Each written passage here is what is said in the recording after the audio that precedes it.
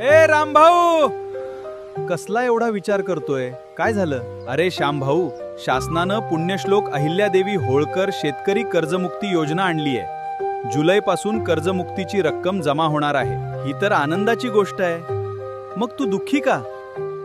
अरे योजना आली म्हणजे ढीगभर कागदपत्र, शेतीचं काम सोडून फेऱ्या माराव्या लागणार. ऑनलाईन असेल तर माझ्यासारख्याला कसं जमणार?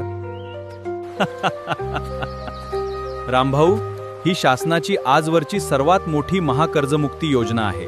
हे बघ. जाणून घ्या योजनेच्या बाबी.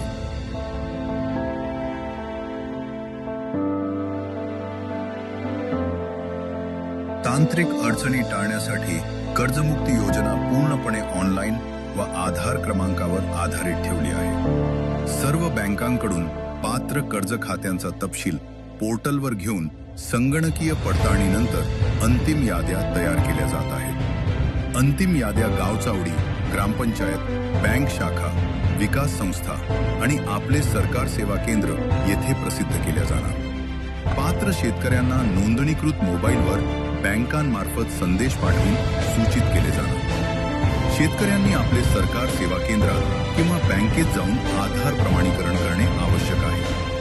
माहितीची खात्री करून मान्यतेनंतर कर्जमुक्तीची रक्कम थेट कर्ज खात्यात जमा होणार.